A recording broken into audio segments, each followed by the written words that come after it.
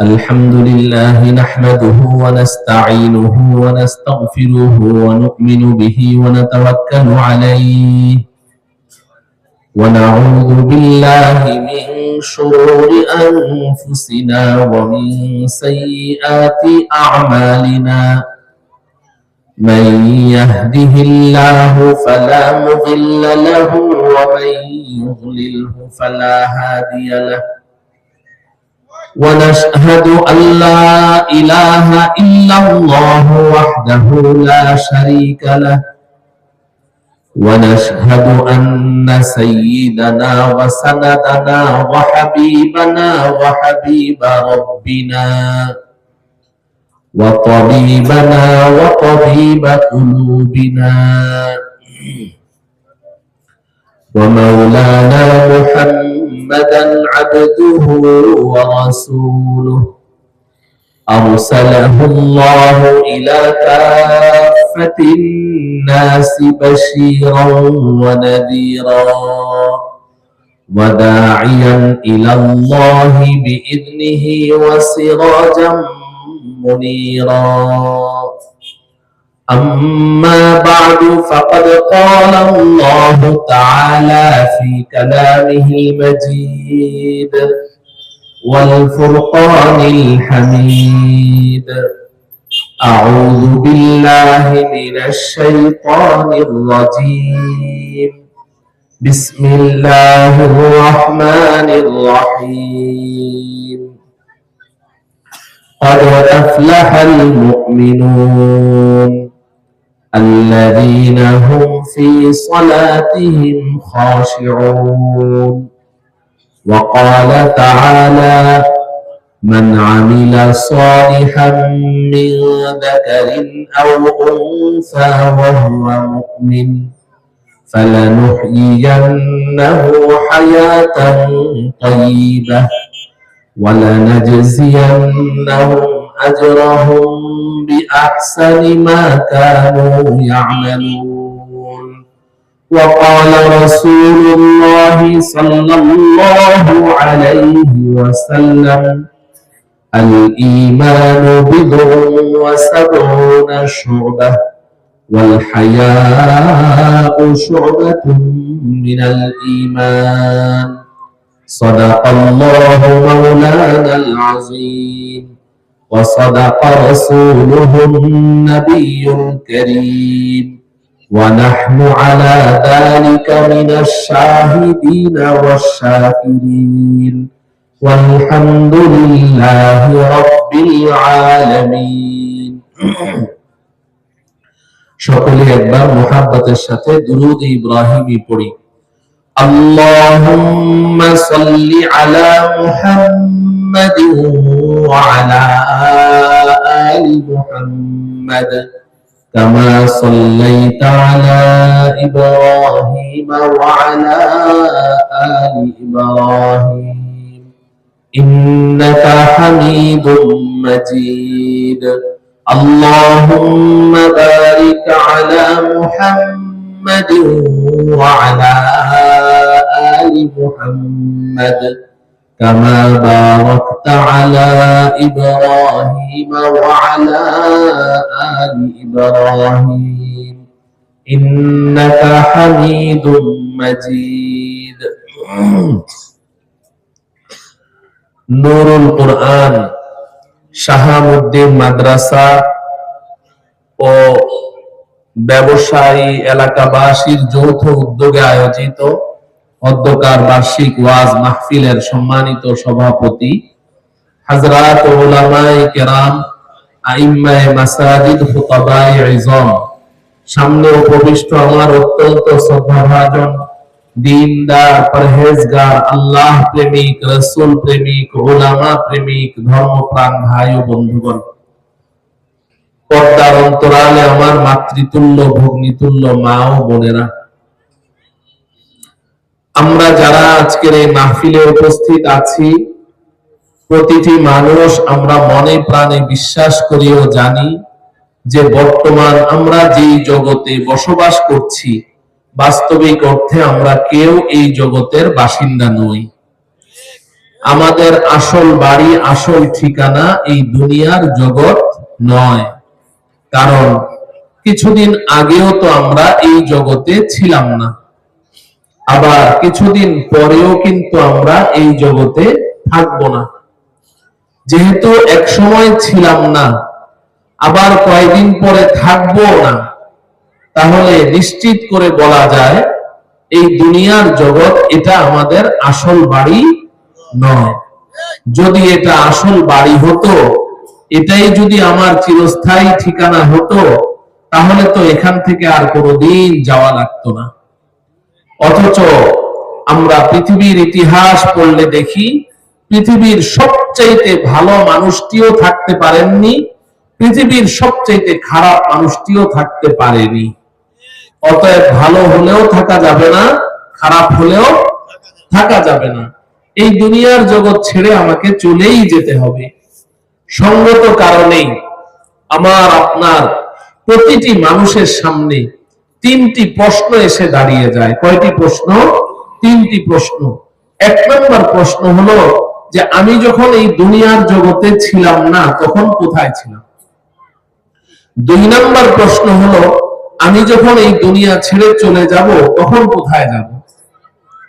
তিন নম্বর প্রশ্ন হলো যে এক সময় তো ছিলাম না, এক সময় তো থাকবো না, তাহলে মাঝে আবার কিছুদিনের জন্য এই দুনিয়ার জগতে কেনই বা আসলাম। প্রশ্ন কয়টি বলুন? তিনটি প্রশ্ন। আমি আবারও বলছি, একদম সংক্ষেপ করে দিচ্ছি মুখস্থ রাখার জন্য। এক নম্বর প্রশ্ন হলো ছিলাম কোথায়, বলেন এক নম্বর প্রশ্ন কি? দুই নম্বর প্রশ্ন যাব কোথায়, দুই নম্বর প্রশ্ন কি? যাব কোথায়। তিন নম্বর প্রশ্ন হলো কেন এলাম, তিন নম্বর প্রশ্ন কি? বাস এই তিনটি প্রশ্ন। হাকিমুল উম্মাত মুজাদ্দিদুল মিল্লাত হযরত মাওলানা শাহ আশরাফ আলী থানভী রাহমাতুল্লাহি আলাইহি লিখেছেন যে কোন একজন ইমানদার মুসলমান যদি তার জীবনের এই তিনটি মৌলিক প্রশ্ন নিয়ে গভীরভাবে চিন্তা ভাবনা করে এবং এই তিন প্রশ্নের জবাব প্রস্তুত করে হাসরের ময়দানে আল্লাহ পাকের দরবারে হাজির হতে পারে, তো আল্লাহ রাব্বুল আলামিন দয়া করে মায়া করে তার জন্য জান্নাতের ফয়সালা করে দিবেন।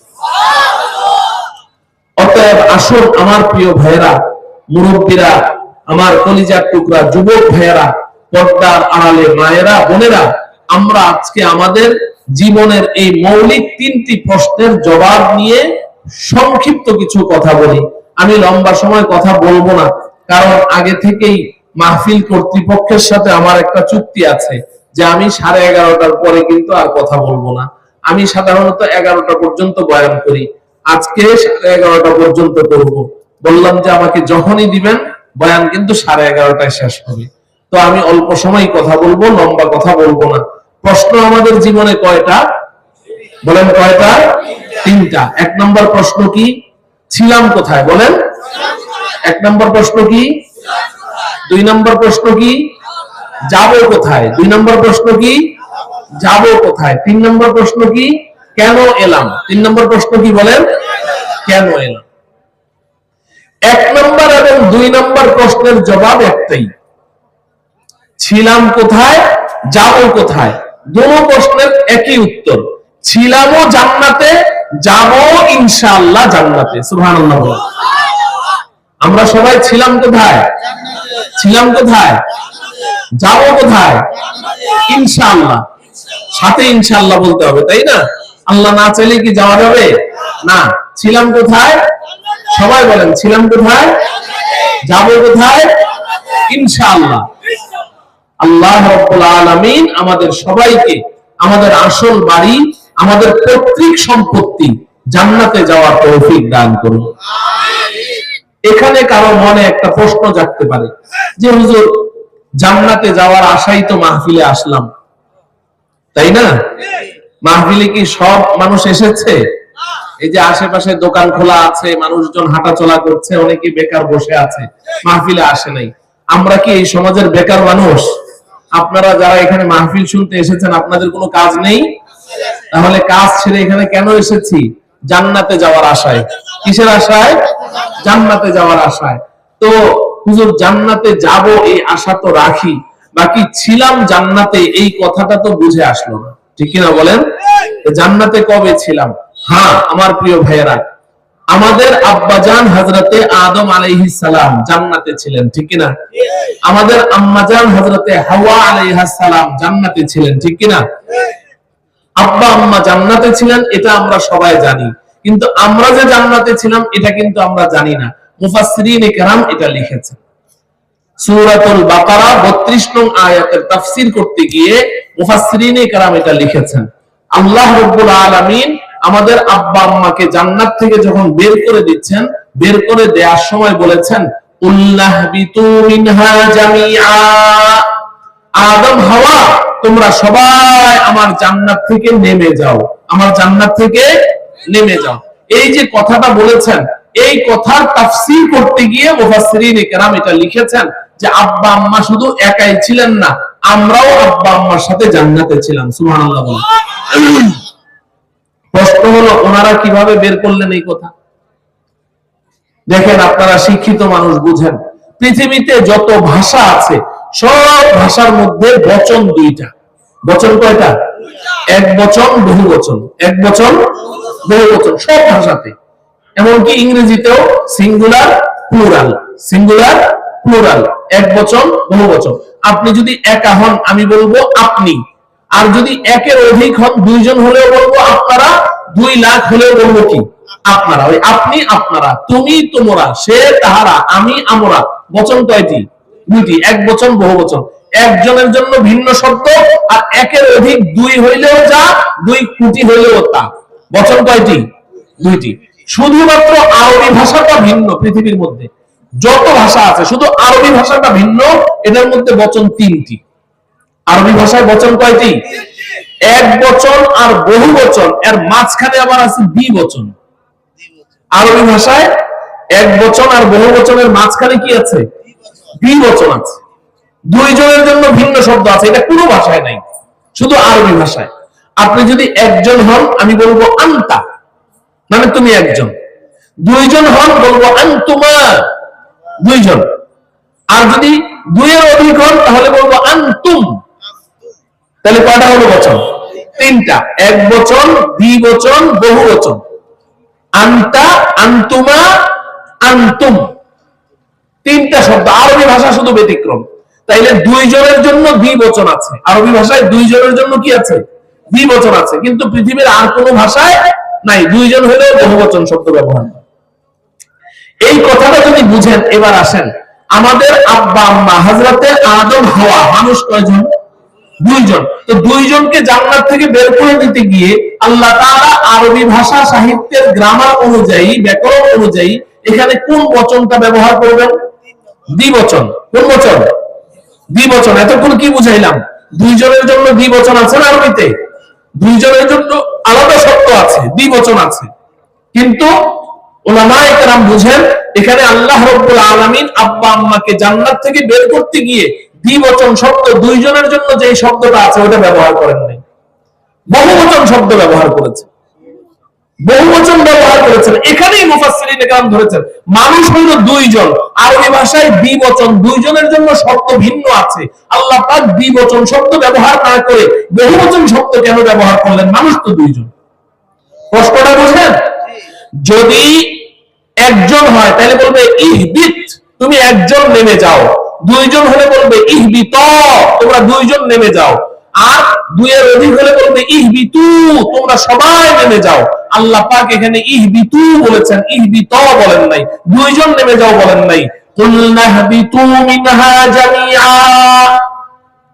আদম হাওয়া তোমরা সব নামো, সব নামো। আরে মানুষ 2 জন, সব আসলো থেকে। কথা বুঝে আসলো? এখানে মুফাসসিরিনে কেরাম বলেছেন মানুষ তো 2 জন, সব আসলো থেকে। এরপরে আবার জামিআন শব্দ লাগিয়েছেন। জামিআন মানে কি? সব, সব, একজনও থাকতে পারবে না, সব নামো। মানুষ 2 জন, এইভাবে বললেন কেন আল্লাহ পাক?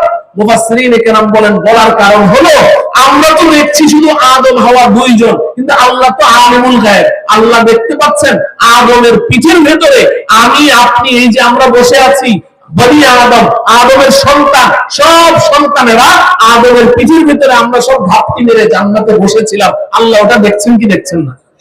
এই কারণে আল্লাহ রাব্বুল আলামিন দ্বিবচন শব্দ ব্যবহার না করে বহুবচন শব্দ ব্যবহার করে বললেন, আদম তুমিও বের হও, হাওয়া তুমিও বের হও।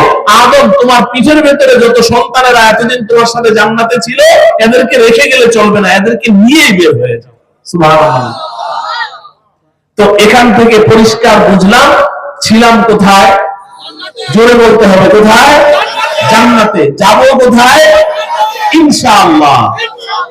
দুই প্রশ্নের জবাব শেষ, রয়ে গেল আরেকটা প্রশ্ন, 3 নম্বর প্রশ্ন। প্রশ্নটা কি বলেন? হ্যাঁ, কেন এলাম? 3 নম্বর প্রশ্ন কি? আমার ওয়াজ কিন্তু মনে রাখতে হবে, নিজেরা আমল করতে হবে, অন্যের কাছে আবার পৌঁছাইতে হবে, ঠিক আছে না? আমাদের প্রত্যেকের জীবনের মৌলিক প্রশ্ন 3টি। কয়টি? 3টি। ছিলাম কোথায়, যাব কোথায়? ছিলাম জান্নাতে, যাব ইনশাআল্লাহ। আর 3 নম্বর প্রশ্ন কি? কেন এলাম? কেন এলাম? এই প্রশ্নের জবাবটা একটু বুঝতে হবে সবাইকে। আর এটাই হলো আমার ওয়াজ, এটা আসল উদ্দেশ্য, তাই না? যে এখানে কেন আসলাম এটা আমার জানা দরকার, ঠিক কি না? আমার প্রিয় ভাইয়েরা, দুনিয়াতে কেন এলাম এটাও আল্লাহ পাক এই আয়াতের মধ্যে বলে দিয়েছেন। যেই আয়াতে আল্লাহ পাক আমাদের আব্বা আম্মাকে জান্নাত থেকে নামিয়ে দিলেন, ওই আয়াতে আল্লাহ পাক বলে দিয়েছেন দুনিয়াতে কেন এলাম, বলে দিয়েছেন। আচ্ছা বলুন তো, আব্বা আম্মাকে যে জান্নাত থেকে আল্লাহ পাক নামিয়ে দিলেন দুনিয়াতে, আব্বা আম্মার মনটা ভালো না খারাপ? মনটা খারাপ। মন খারাপ না? ভীষণ খারাপ। কারণ জান্নাত কই আর দুনিয়া কই? জান্নাত কত আরামের জায়গা, কত মজার জায়গা, কত সুখের জায়গা। আল্লাহ রাব্বুল আলামিন, আমার প্রিয় যুবক ভাই শুনো, শান্তি তালাশ করছো, সুখ তালাশ করছো, শুনো, আল্লাহ পাক বলেন, আ'দাতু লিইবাদিয়াস সালিহিন মা লা আইনুন রাআত ওয়া লা উযুনুন সামিআত ওয়া লা খাতারা আলা কলবি বাশার। আমি আমার নেককার, ঈমানদার, পরহেজগার বান্দা-বান্দীদের জন্য আমি আল্লাহ জান্নাত নামের এত শান্তি, এত সুখের এক জায়গা আমি তৈরি করে রেখেছি। পৃথিবীর কোন চক্ষু এমন সুখ কোনোদিন দেখেনি, পৃথিবীর কোন কর্ণ এমন শান্তির কথা কখনো শুনেনি, পৃথিবীর কোন অন্তর এমন সুখের কথা কখনো কল্পনাও করতে পারেনি। এত শান্তি জান্নাত। তো সেই শান্তির জায়গাটা ছেড়ে যে আব্বা আম্মা দুনিয়াতে চলে আসলেন, আল্লাহ বের করে দিলেন, আব্বা আম্মার মনটা খারাপ। এবার আল্লাহ পাক সান্ত্বনা দিচ্ছেন। কি বলে সান্ত্বনা দিচ্ছেন দেখেন,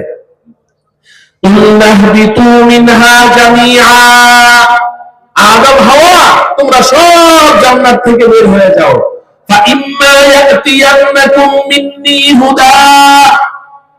আদম হাওয়া মন খারাপ করো না, অতি সত্তর আমি আল্লাহ তোমাদের কাছে, তোমাদের মাধ্যমে কিয়ামত পর্যন্ত আগত তোমাদের সন্তানদের কাছে এই জান্নাতের বাড়িটা আবার পুনরুদ্ধার করার জন্য হেদায়েত নামের একটা ব্যবস্থাপত্র পাঠাবো। সুবহানাল্লাহ।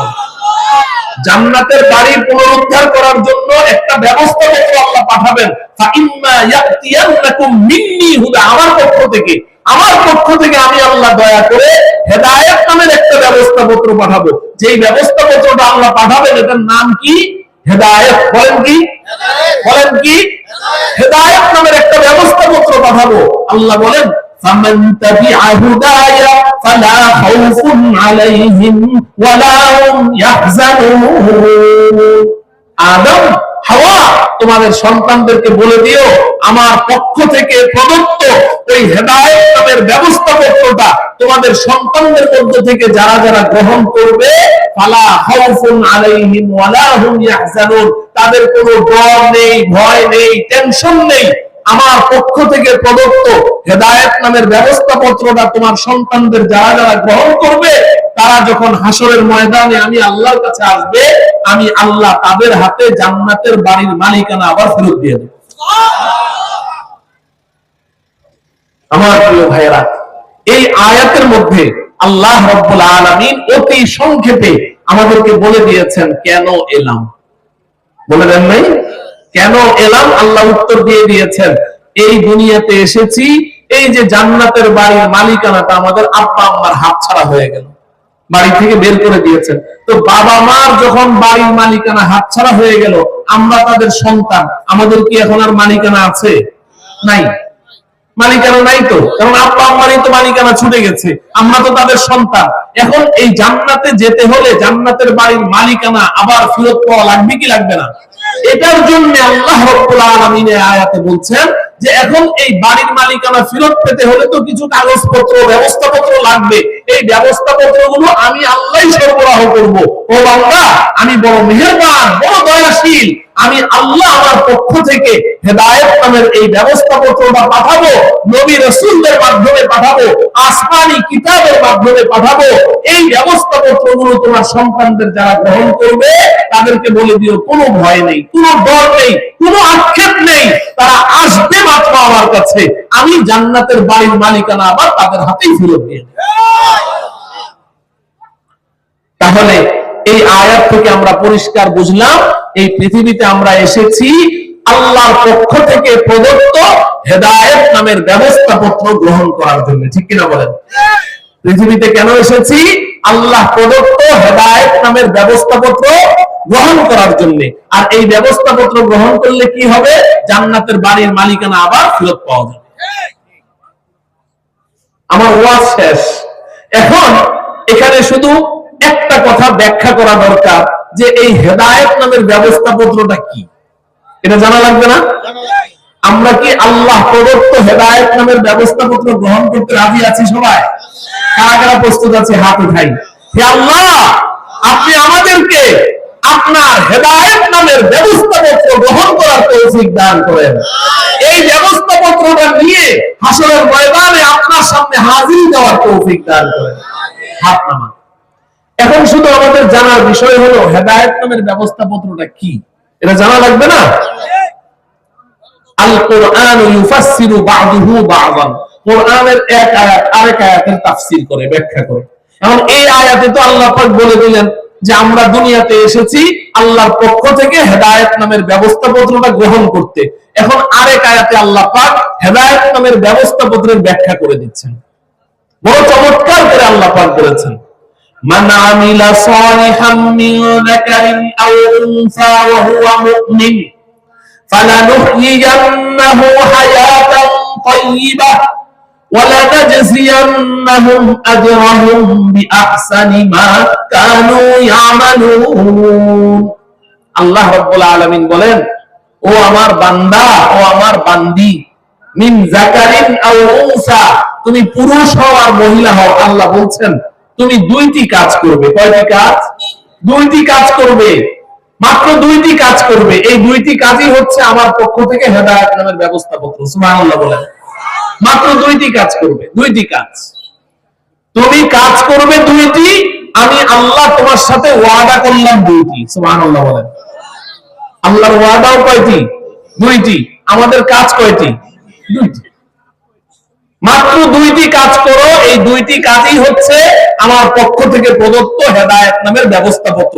তুমি যদি এই দুই কাজ করতে পারো, হেদায়েত নামের ব্যবস্থাপত্র গ্রহণ করা হয়ে গেছে, বাস এখন খালি আমার কাছে আসার অপেক্ষা। আমরা ওই দুইটা কাজ করবো তো ইনশাআল্লাহ। আল্লাহ বলছেন মান আমিলা সালিহা, এক নম্বর, মিন যাকারিন আও উনসা ওয়া হুয়া মুমিন, দুই নম্বর কাজ।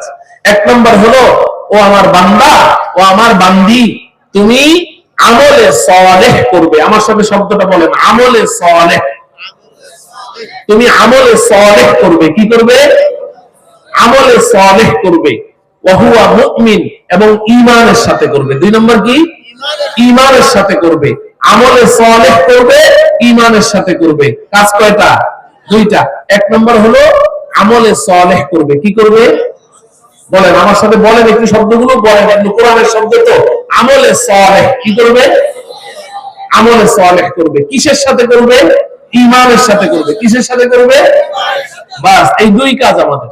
এই পৃথিবীতে আমাদের কাজ দুইটাই, এর বাইরে আর কোনো কাজ নেই। পুরা দ্বীন, ইসলাম, ঈমান, শরীয়ত, তরিকত, মারিফাত, যা কিছু আপনি বলেন, এই পুরা দ্বীন নবীজি 23 বছরে আমাদেরকে যা দিয়ে গেছেন, এই দুইটা কাজ। এক নম্বর হলো আমলে সালেহ করবে, দুই নম্বর হলো ঈমানের সাথে করবে। শেষ। এটাই হেদায়েত নামের ব্যবস্থাপত্র। আমলে সালেহ অর্থ কি? আমলে সালেহ মানে নেক আমল। আমলে সালেহ অর্থ কি? নেক আমল। নেক আমল অর্থ কি? ভালো কাজ। নেক আমল অর্থ কি? নেক মানে ভালো, আমল মানে কাজ, ভালো কাজ। তো তুমি ভালো কাজ করো, ঈমানের সাথে করো, ভালো কাজ করো, ঈমানের সাথে করো, শেষ। এই দুইটাই হচ্ছে আল্লাহর পক্ষ থেকে প্রদত্ত হেদায়েত নামের ব্যবস্থাপত্র। তা আমরা ভালো কাজ করব, ঈমানের সাথে করব। কি করব? ভালো কাজ। বলেন কি করব? কি করব? কিসের সাথে? কি করব? কি করব? কিসের সাথে? শেষ। এত সহজ শরীয়ত। এখন আমার প্রিয় যুবক ভাই, তোমাদেরকে আমি একটু বলি, এই যে ভালো কাজ, এই যে নেক আমল, এটা কি জানো? নেক আমল, আমরা যখন নেক আমলের ওয়াজ করি, ওয়াজ শুনি, তো এটার অর্ধেক ব্যাখ্যা আমরা বুঝি আর অর্ধেক বুঝি না। সমস্যাটা আমাদের এই জায়গায়। নেক আমলের অর্ধেক বুঝি, অর্ধেক বুঝি না। ভালো কাজ করো, তো এখন নেক আমল যখন ভালো কাজ, তাইলে আপনারা তো বুঝেই গেছেন যে ভালো কাজ করব মানে কি? আজকে থেকে 5 ওয়াক্ত নামাজ সময় মতো আদায় করব, এটা নেক আমল কিনা? 5 ওয়াক্ত নামাজ সময় মতো আদায় করব, এটা নেক আমল কিনা? সামনে রমজান মাসের প্রত্যেকটা রোজা রাখবো, নেক আমল কিনা? যাকাত ফরজ হলে যাকাত পাই পাই হিসাব করে আদায় করব, নেক আমল কিনা? হজ ফরজ হলে হজ করব, নেক আমল কিনা? কোরআন তেলাওয়াত করব, জিকির আজকার করব, তাসবিহ তাহলিল করব, দান খয়রাত করব, বড়দেরকে শ্রদ্ধা করব, এগুলো নেক আমল না? এই যে আমি বললাম, এগুলো আমাদের বুঝে আসে।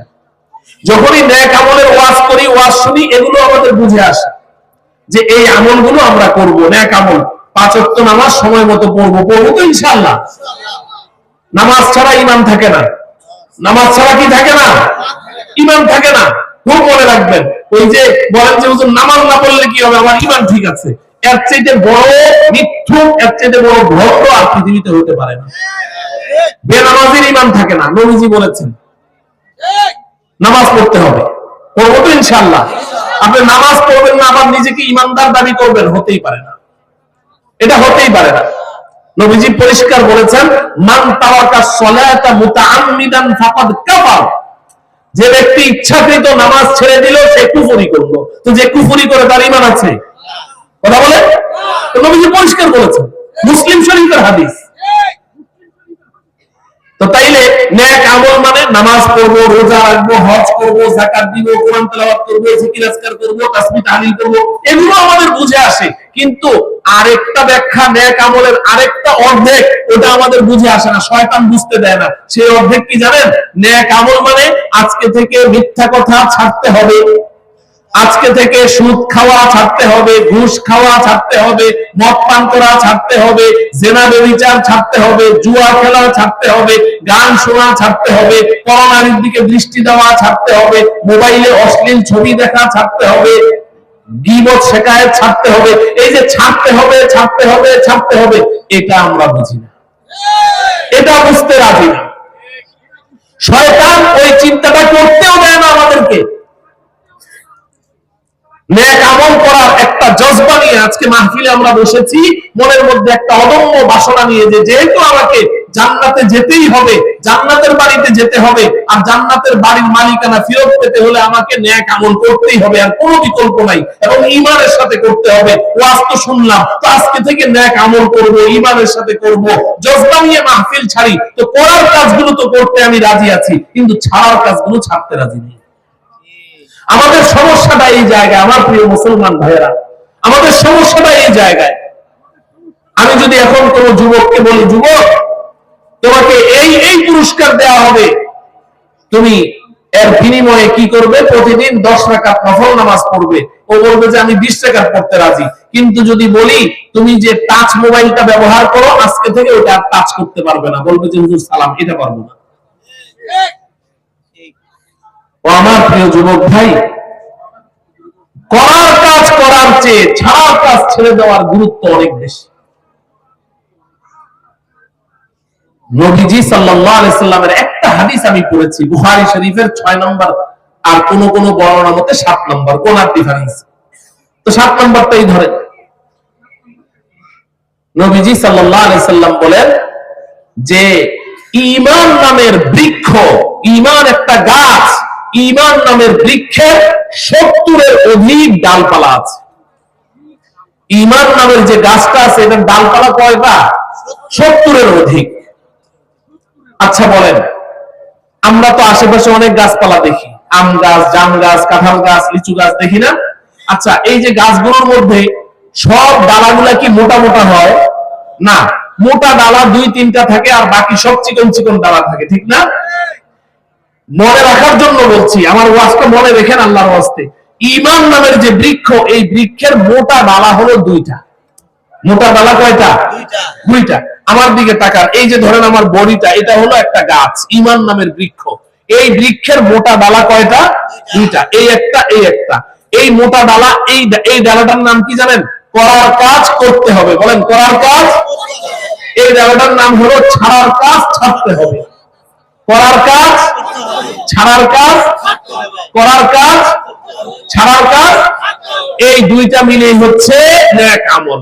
আপনি করার কাজ করেন, ছাড়ার কাজ ছাড়েন না, নেক আমল হচ্ছে না। এখন এই যে করার কাজ করতে হবে, যে মোটা ডালাটা আছে না আমার প্রিয় বন্ধুরা, এটার মধ্যে করণীয় যত আমল আছে সব এটার মধ্যে আছে। করার কাজ করতে হবে, তো এটার নামাজ পড়তে হবে, রোজা রাখতে হবে, হজ করতে হবে, যাকাত দিতে হবে, কোরআন তেলাওয়াত করতে হবে, জিকির আজকার করতে হবে, দান খয়রাত করতে হবে, এইভাবে করতে হবে করতে হবে করতে হবে। এই চিকন চিকন ডালাগুলো সব এই ডালার মধ্যে আছে। আর ছাড়ার কাজ ছাড়তে হবে, এই ডালার মধ্যে তুমি তাকিয়ে দেখো, এখানে মিথ্যা কথা ছাড়তে হবে, চুরি করা ছাড়তে হবে, ছিনতাই করা ছাড়তে হবে, ডাকাতি করা ছাড়তে হবে, মদ জুয়া ছাড়তে হবে, সুদ ঘুষ ছাড়তে হবে, জেনা ব্যভিচার ছাড়তে হবে, গান শোনা ছাড়তে হবে, পরনিন্দা করা ছাড়তে হবে, বিপদ শিকায়ত করা ছাড়তে হবে। এই ছাড়তে হবে ছাড়তে হবে, এগুলো সব এই ডালার মধ্যে আছে। এই 2টা মিলে হলো নেক আমল। আজকে আমাদের সমাজে মসজিদে মুসল্লি বাড়ছে, আগের তুলনায় মুসল্লি বাড়ছে, কিন্তু সমাজ থেকে দুর্নীতি দূর হয় না। হয় কি? চুরি ডাকাতি ছিনতাই দূর হচ্ছে না। মদ জুয়া আসর এগুলা কি কমছে না বাড়ছে? বাড়ছে, বাড়ছে, বাড়ছে। কারণ কি? অনেক মানুষ আছে নামাজ পড়ে, দোকানে গিয়ে ভেজাল মাল বিক্রি করে, আছে না নাই? নামাজ পড়ে মিথ্যা কথা বলে, নামাজ পড়ে সুদ খায়, নামাজ পড়ে ঘুষ খায়, এরকম মানুষও আছে সমাজে। কারণ কি? ওর বিশ্বাস হলো আমি তো নেক আমল করি, আমি তো নামাজি, আমি তো তাসবিহ পড়ি, আমি তো জিকির আজকার করি, আমি তো নেক আমল করি। না বন্ধু,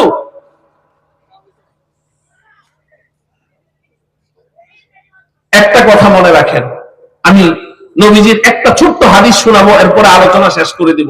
এই হাদিসটা বোঝার জন্য আমি আগে একটা উদাহরণ দিই। 2 বন্ধুতে মাছ মারতে গেছে, মাছ মারতে গেছে। এখন মাছ ধরে যেই পাত্রের মধ্যে মাছ রাখে, ওই পাত্রটাকে কি বলে? আপনাদের এখানে একটা ভাষা আছে না, পাতিল। তো আপনি পাতিল নিলে না পাতিল হবে, যদি পাতিল না নেন খালই। খালই আমাদের কুমিল্লার ভাষা বলে ডুলা। আচ্ছা, খালই, খালইটা বুঝেন তো সবাই? আচ্ছা, 2 বন্ধু মাছ মারতে গেছে। এখন এক বন্ধু ও জাল ফিকলেই ভরে ভরে মাছ ওঠে, জাল ভরে মাছ ওঠে। আরেক বন্ধু ও জাল ফিকলে 2বার 3বার ফিকার পরে 2-1টা মাছ পায়, বেশি মাছ পায় না। এখন ওর মন খারাপ।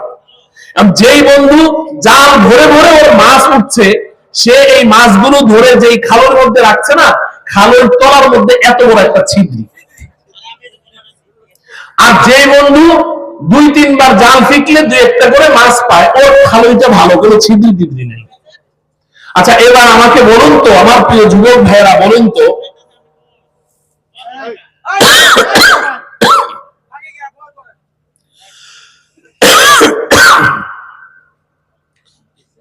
তো এখন 2 বন্ধুতে সারাদিন মাছ মারলো। মাছ মেরে আমার দিকে তাকান, ওইদিকে আর তাকান দরকার নেই, ওইদিকে তাকাইলে তো সবই যাবে, আমার দিকে তাকান। তো 2 বন্ধুতে মাছ মারলো, সারাদিন মাছ মেরে এবার সন্ধ্যাবেলা দুজনেই 2 জনের নিজ নিজ খালই নিয়ে বাড়িতে গেল। এবার বলেন তো, যেই বন্ধু জাল ভরে ভরে মাছ পাইলো, তার খালুর মধ্যে মাছ আছে কয়টা? আছে কি? আর যেই বন্ধু সামান্য কিছু মাছ মেরেছে, ও যেই কয়টা মাছ মেরেছে বাড়িতে গিয়ে দেখে সবগুলোই খালুর মধ্যে কি আছে? এই কথাটা বুঝে আসে?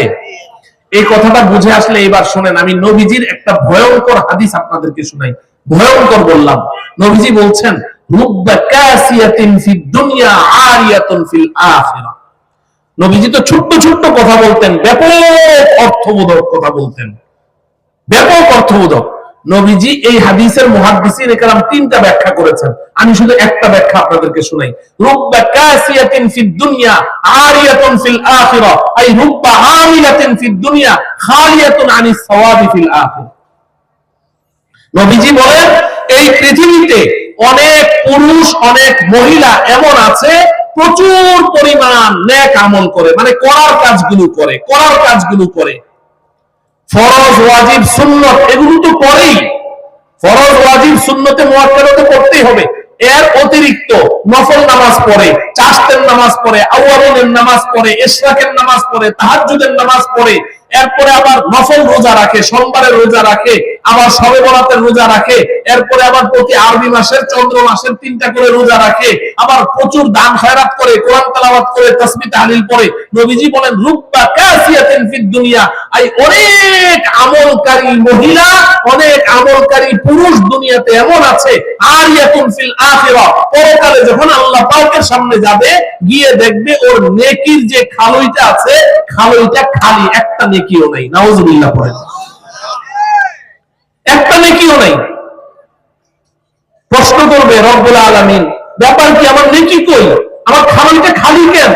আমি তো দুনিয়াতে 5 ওয়াক্ত নামাজ নিয়মিত পড়েছি, আমি তো দুনিয়াতে ওয়াজিব নামাজ পড়েছি, সুন্নতে মুআক্কাদা পড়েছি, উপরন্তু আমি নফল নামাজ তো একটাও ছাড়তাম না, নিয়মিত আমি তাহাজ্জুদ পড়তাম, নিয়মিত আমি চাশতের নামাজ পড়তাম, আওয়াবিনের নামাজ পড়তাম, ইশরাকের নামাজ পড়তাম, আমার নামাজের দিকে মানুষ তাকিয়ে থাকতো, আমার দান, আমি এত দান করতাম, এত কোরআন তেলাওয়াত করতাম, এত জিকির করতাম, আমার খালিটা খালিকে নেকি কোথায়? ও আমার প্রিয় ভাইয়েরা, ও আমার প্রিয় মায়েরা, বোনেরা, আল্লাহর পক্ষ থেকে জবাব আসবে, রে হতভাগা, রে হতভাগিনী, তুই যে নেক আমল করেছিস, আমি আল্লাহ অন্ধ নই, আমি সব দেখেছি, তোর নামাজ দেখেছি, তোর রোজা দেখেছি, তোর যাকাত দেখেছি, তোর হজ দেখেছি, তোর দান খয়রাত দেখেছি, তোর তাসবিহ তাহলিল দেখেছি, তোর কোরআন তেলাওয়াত দেখেছি, আমি তো সব দেখি, আমার চক্ষু ফাঁকি দিয়ে তো কেউ কিছু করে না, তোর সমস্ত নেক আমল আমি দেখেছি, আমি অন্ধ নেই, কিন্তু তুই পোড়া কপাল, তুই হতভাগা, তুই একদিকে যেমন করার কাজগুলো করেছিস,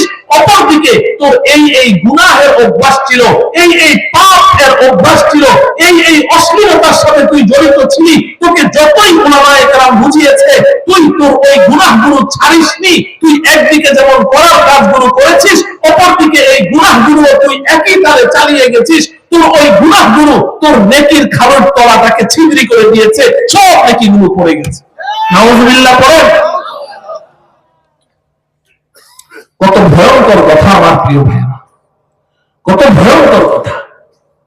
আমরা করার কাজ কতটুকু করতে পারি, নামাজ রোজা কতটুকু করি, যত সামান্য ইবাদত যাই করি, এটাকে যদি আপনি ওই নেকির খালের মধ্যে, যদি হাসরের ময়দানে সন্ধ্যাবেলা বাড়িতে গিয়ে, সন্ধ্যাবেলা বাড়িতে যাবো মানে কি, আল্লাহর সামনে গিয়ে দাঁড়াবো হাসরে, দিনের শেষে, তা হাসরে গিয়ে যদি নেকির খালইটা যদি আপনি পাইতে চান, যে কয়টা নেকি মাছ ধরেছেন, মাছগুলো যদি পাইতে চান, খালুর তলা ছিদ্রি হইতে দেওয়া যাবে না। আর এই নেকির খালুর তলা ছিদ্রি হয়ে যায় কিসের কারণে?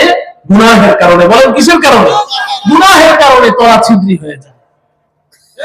এজন্য আজকের এই মাহফিল থেকে আমার প্রিয় ভাইয়েরা, আমি আপনাদেরকে বিনয়ের সাথে বলছি, দেখেন নবীজি সাল্লাল্লাহু আলাইহি সাল্লাম মেরাজের সফরে গিয়েছেন, আল্লাহ পাক নবীজিকে একদম আরশে আজিমে নিয়ে গেছেন, তাই না? এই যে গত রজব মাস গেল, এই রজব মাসে নবীজির মেরাজের সফর হয়েছে না? আরশে আজিমে নিয়ে গেছেন। সেই মেরাজের সফর থেকে ফেরার সময় নবীজিকে আল্লাহ তাআলা জান্নাত জাহান্নাম ঘুরিয়ে ফিরিয়ে তারপরে দুনিয়াতে পাঠিয়েছেন। নবীজি দুনিয়াতে এসে মহিলাদেরকে ডাকলেন, মা বোনদেরকে ডাকলেন। মা বোনেরা কি আজকের ওয়াজ শুনছে? কোন ব্যবস্থা আছে মহিলাদের?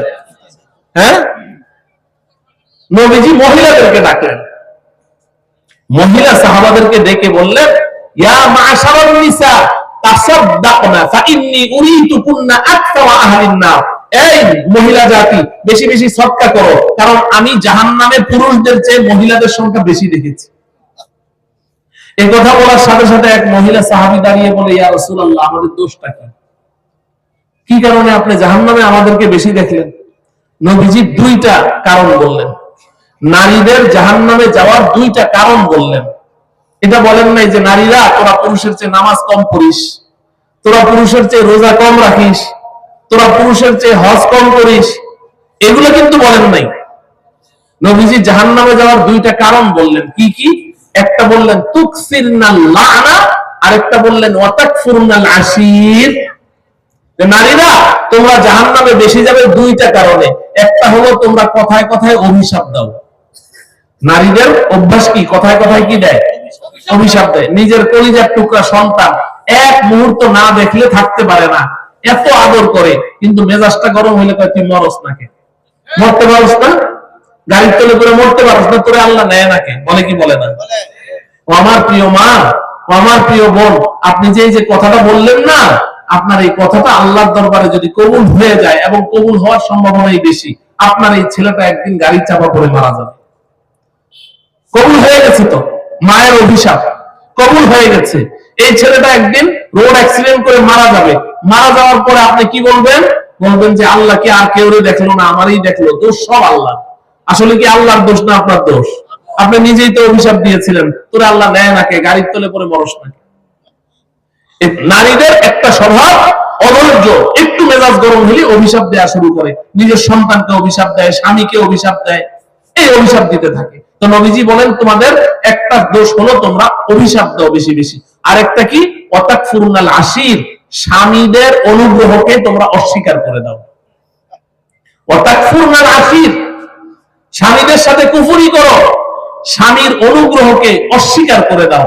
নবীজি নিজে এটা ব্যাখ্যা করে বলছেন, বুখারী শরীফের হাদিস। নবীজি বলেন লাউ আহসানতা ইলা ইহদাহুন্না দাহরা সুম্মা রাআত মিনকা শাইআন ফাকালাত মা রাআইতু মিনকা খায়রান কত্তু, যে স্বামীকে বলছে তুমি যদি যুগ যুগ ধরে তোমার স্ত্রীর সাথে ভালো আচরণ করেছো, যুগ যুগ ধরে তার সমস্ত চাহিদা পূরণ করেছো, যখন যা চেয়েছে তাই দিয়েছো, কোনোদিন তার চাহিদা অপূর্ণ রাখোনি, কিন্তু হঠাৎ একদিন দেখা গেল তার ইচ্ছার বাইরে তুমি একটা কিছু করে ফেলেছো, যা চেয়েছিল হুবহু ওটা তুমি এনে দিতে পারো নাই। হয়তো বলেছে আগুনের মতো লাল টকটকে একটা শাড়ি নিয়ে আসবেন, এখন স্বামী বেচারা সুফি সাহেব মানুষ, লাল কালার আর খয়েরি কালারের মধ্যে পার্থক্য বুঝতে পারে নাই, উনি একটু খয়েরি কালার নিয়ে আসছে, বাস এতটুকু। সুম্মা রাআত মিনকা শাইআন, নবীজি বলছেন যে যুগ যুগ ধরে সব চাহিদা পূরণ করেছো, একদিন খালি একটু ব্যতিক্রম হলো, সাথে সাথে কি বলে?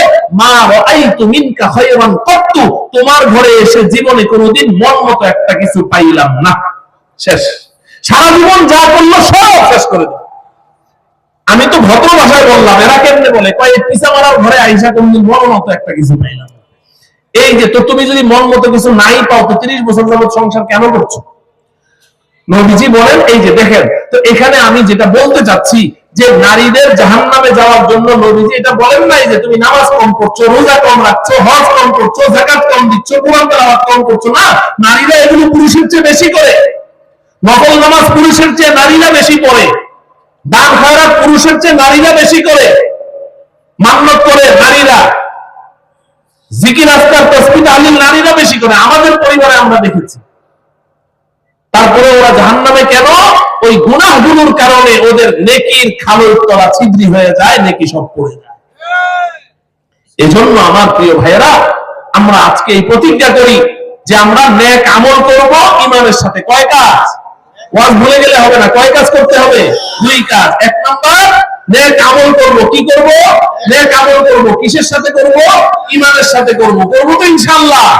আল্লাহ আমাদেরকে তৌফিক দান করেন। সামনে রমজানুল মুবারক আসছে, আজকে থেকে প্রতিজ্ঞা করেন। নবীজি 2 মাস আগে থেকে রমজানের প্রস্তুতি শুরু করতেন। যার যেই গুনাহের অভ্যাস আছে সব ছেড়ে দেন, আজকে থেকে ছেড়ে দেন। সিগারেট খাওয়া ছেড়ে দেন, মোবাইলের মধ্যে ছবি দেখা ছেড়ে দেন, সব একদম নেট ভরা ছেড়ে দেন মোবাইলের মধ্যে। আর যদি পারেন তাইলে আমার মতো একটা মোবাইল ব্যবহার করেন, আর ওই মোবাইলটাকে একদম সম্পূর্ণ অফ করে রেখে দেন। এই যে দেখেন মোবাইল, আপনারা হাসবেন, বলবেন যে হুজুর এটা ব্যবহার করতে হলে 1400 বছর আগে যাওয়া লাগবে, এই যুগে তো অচল। আপনি ওটা সাথেই রাখবেন না, ওটা কাছেই রাখবেন না, এই মোবাইল ব্যবহার করেন। ওটা থাকলেই তো শয়তান আপনাকে খোঁচাবে। হ্যাঁ, মাশাআল্লাহ। রমজানের জন্য প্রস্তুতি গ্রহণ করেন। আল্লাহর ওয়াদা কয়টা? আল্লাহর ওয়াদা কয়টা? আল্লাহ বলছেন ফালানুহইয়ান্নাহু হায়াতান তাইয়্যিবা। 1 নম্বর, দুই নম্বর ওয়াদা, ওয়ালা নাজজিয়ান্নাহুম আজরাহুম বিআহসানি মা কানু ইয়ামালুন। এক নম্বর ওয়াদা, আমার প্রিয় যুবক ভাই শোনো, তুমি শান্তি তালাশ করছো, আরে যে যত গুনাহ করে সব করে শান্তির জন্য। একটা চোর চুরি করে শান্তির জন্য, একটা ডাকাত ডাকাতি করে শান্তির জন্য, একটা খুনি আরেকজনকে খুন করে শান্তির জন্য, মদ্যপ মদ পান করে শান্তির জন্য। আল্লাহ বলছে, রে আমার বান্দা বান্দি, এই সমস্ত মধ্যে কোনো শান্তি নাই, শান্তির সন্ধান আমি আল্লাহ তোকে দিচ্ছি। তুই নেক আমল কর, ঈমানের সাথে কর। আমার এক নম্বর ওয়াদা শুনে রাখ, ফালানুহইয়ান্নাহু হায়াতান তাইয়্যিবা। তুই যদি ঈমানের সাথে নেক আমল করিস, আমি আল্লাহ এক নম্বর ওয়াদা করলাম, তোর দুনিয়ার জীবনটাকে আমি সুখ শান্তি আর ইজ্জত সম্মান দিয়ে ভরপুর করে দেব। শান্তি এই জায়গায় করে দেখো যুবক, করে দেখো কত শান্তি। শান্তি তুমি ঘর থেকে ঠেলে বের করতে পারবে না, এত শান্তি, এত শান্তি, এত সুখ। দুই নম্বর ওয়াদা, ওয়ালা নাজজিয়ান্নাহুম আজরাহুম বিআহসানি মা কানু ইয়ামালুন। দুই নম্বর ওয়াদা, ও আমার বান্দা, ও আমার বান্দি, তুমি যে নেক আমল করেছো, ঈমানের সাথে করেছো, পরকালে সুখ শান্তির জন্য, জান্নাত লাভ করার জন্য, জাহান্নাম থেকে রক্ষা পাওয়ার জন্য তুমি এগুলো করেছো, ঠিক আছে, আসো হাসরের ময়দানে আসো, আমি তোমার সাথে কি আচরণ করি দেখো। তুমি দুনিয়াতে এই নেক আমল করে যতটুকু নেকির মালিক হয়েছো, আমি আল্লাহ তোমার নেকিগুলো বাড়াতে থাকবো, বাড়াতে বাড়াতে বাড়াতে বাড়াতে কোটি কোটি গুণ বৃদ্ধি করে তারপরে আমি তোমার হাতে সেটা তুলে দেব। আমার প্রিয় ভাইয়েরা, আমার ওয়াজ শেষ, এবার ওয়াজটা শুরু থেকে আরেকবার বলি। ভয় পেয়ে গেছেন হুজুর আরো 1 ঘন্টা কেমনে বসে থাকবো? না, 2 মিনিটে বলি। এই 1 ঘন্টার ওয়াজটা 2 মিনিটে বলি। 1 নম্বর হলো, আমাদের প্রত্যেকের জীবনের মৌলিক প্রশ্ন কয়টা? 3টা। 1 নম্বর প্রশ্ন, ছিলাম কোথায়? 2 নম্বর প্রশ্ন, যাব কোথায়? 3 নম্বর প্রশ্ন, কেন এলাম? 1 নম্বর আর 2 নম্বর প্রশ্নের জবাব একটাই, ছিলাম কোথায়, যাব কোথায়? উত্তর কি? জান্নাত। ছিলামও জান্নাতে, যাবো ইনশাআল্লাহ। আর 3 নম্বর প্রশ্ন, কেন এলাম? এই প্রশ্নের উত্তর কি? আল্লাহর পক্ষ থেকে হেদায়েত নামের ব্যবস্থাপত্র গ্রহণ করার জন্য। ঠিক কিনা বলেন? হেদায়েত নামের ব্যবস্থাপত্রটা কি? 2 কাজের নাম। কয় কাজ? কি করব? নেক আমল। বলেন, সবাই বলেন, কি করব? কিসের সাথে করব? ঈমানের সাথে করব। নেক আমল কয় জিনিস? করার কাজ করতে হবে, ছাড়ার কাজ। মনে আছে তো? যদি আমরা এই 2 কাজ করি, আল্লাহর ওয়াদা কয়টা? 2টা। 1 নম্বর ওয়াদা হলো, আমাদের এই দুনিয়ার জীবনটাকে আল্লাহ সুখ শান্তি দিয়ে ভরপুর করে দিবেন। আর 2 নম্বর ওয়াদা হলো, পরকালে আমাদের নেকিগুলোকে কোটি কোটি গুণ বৃদ্ধি করে আমাদের হাতে তুলে দিবেন।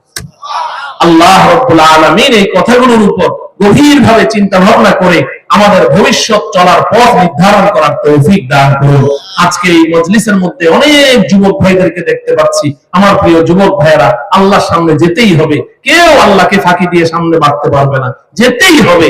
এই বিশ্বাসটুকু যেহেতু অন্তরে লালন করছো, অতএব প্রস্তুতি নিয়ে নাও। এই মুহূর্ত থেকে, সামনে রমজানুল মুবারক আসছে, একদম নিজেকে ফ্রেশ করে ফেলো, আল্লাহর কাছে কান্নাকাটি করতে থাকো, আল্লাহ রমজানটা পাইয়ে দাও আমাকে, এর আগে আমাকে নিয়ে যেও না, রমজানটা যেন পাই, নিজেকে যেন একদম ফ্রেশ করে তোমার কাছে আসতে পারি। আল্লাহ আমাদের সবাইকে তৌফিক দান করেন। ওয়া সাল্লাল্লাহু তাআলা আলা সাইয়্যিদিনা মুহাম্মদ ওয়া আলা আলিহি ওয়া আসহাবিহি আজমাইন। আসসালামু আলাইকুম ওয়া রাহমাতুল্লাহি ওয়া বারাকাতুহু।